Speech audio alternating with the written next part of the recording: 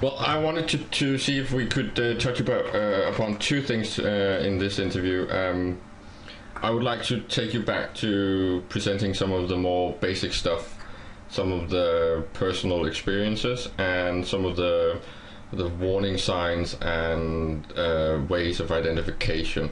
Because I think a few of the times that you've done interviews, you kind of skip through them with a speed where I don't think people get the chance to actually think, oh, is that something that I've actually experienced? And I know that there's all the contents in the book, but to get your personal view and maybe some examples of how to actually identify a psychopath and what to look for to figure out if they're not. Sure. Okay, want to start now? Yeah. So I'll just start with combat action. I would like you to just pick up wherever you feel it's natural. Okay. Identifying a psychopath it's like a double-edged sword. You have to be careful that you don't cut yourself on the blade, because you could very well be identifying or tagging a person who is not a psychopath with this name, and this is it's wrong on an awful lot of levels. You're violating this person's civil rights to begin with, because it's a very serious thing to call a person or tag this person a psychopath. It's wrong because it will allow genuine psychopaths to escape detection, because what happens is the whole intensity of the psychopathic experience within society becomes watered down. And what happens then is that you'll have basically a situation developing where psychopathology will be considered a normal condition, and something we should accept, and it's something we should not accept, because there's not a level playing field in this situation. The psychopath is a clandestine predator. The psychopath is below the radar, and because of its chameleon nature, you don't know it's a psychopath until what we would call the reveal. Would be probably the best way of putting it. And they don't come out and actually tell you that they're a psychopath. Sometimes they do, but not if they're manipulating, not if they find you useful. But when they make the reveal, or they come out of the closet, pathologically speaking, you know it, because it's like nothing you've ever experienced in your life. So I would caution people to not declare anyone a psychopath that they're not in a long-term personal contact with. How do you make yourself sure that you're not making false positives? What would a false positive look like? What could you look for in someone that you might have suspected for being a psychopath that would negate the diagnosis? Well, you could have a situation where you may have somebody who may demonstrate some of the actual pathology because of a medical condition, and I'll give you, like in the case of a female psychopath, you might be dealing with a woman who has something like polycystic ovary syndrome, which is these cysts that grow on the ovaries, and they cause an excess production of testosterone in females.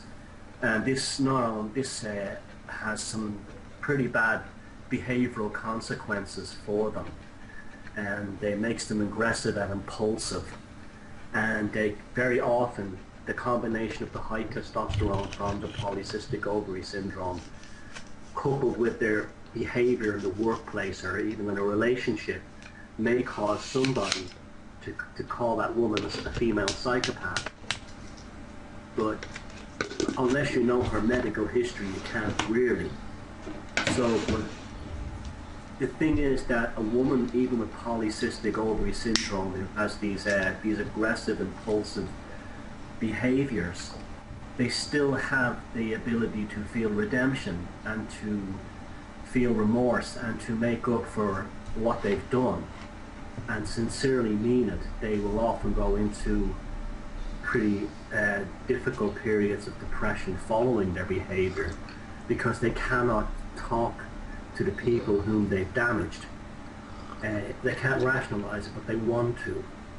So I would say that that's it. That really gives you an insight into who's not a psychopath. I got an email from a guy today, and he asked me, he told me, I think I'm a psychopath. And then he went on to say how he's cheated on every woman he's ever known, and that he's very driven. And after hearing my recent interview on Red Ice Radio, he feels really bad about himself and wants to know what he can do to integrate better in society and not be a psychopath. Now, right off the bat, I know that guy is not a psychopath because he feels guilt about it. He doesn't want to be that way. Well, your average psychopath, well, all your psychopaths, they never, ever want to change. They're perfect. This is one of the great misunderstandings of the pathology, that somehow psychopaths are they're tortured inside by their behavior. They're absolutely not. They actually enjoy it. If you ask most of them, and I have asked several of them, if you could not be a psychopath, would you not be one? And they'd say, no, I absolutely love being a psychopath. I'm feral, I'm free, and I can do whatever I want without consequence. And so as soon as someone has any kind of genuine sense of redemption or need to change, you know you're not dealing with a psychopath. Now you will get psychopaths who will pretend that they are remorseful and they're apologetic and they're sorry for what they did. But it's very interesting. The way they say sorry is quite different. It'll be some. If you actually get them to say sorry, they will do things like, okay, sorry, and they look down. Or they'll somehow project the pathology back on you. Look, I'm sorry, deal with it, okay? Okay, what are we having for dinner? You know what I'm saying? Or it'll be, look, I'm sorry, can we just move on? I don't want to hear about this anymore. That's how they say sorry. If you get an apology from them, which is highly unlikely, but it means no more than when they show affection. It's just the facade. Now, so you really need to be in a long-term relationship with a person, working with them, or having studied them, say you're a politician with a long career, and seeing these or working with someone for a long time, or being a neighbor or something, or related to them. And if they show these demonstrable traits over a long period of time, then you can start to consider that you're dealing with a psychopath. But like one swallow does not a summer make. They have to be consistent in their predatorial intent.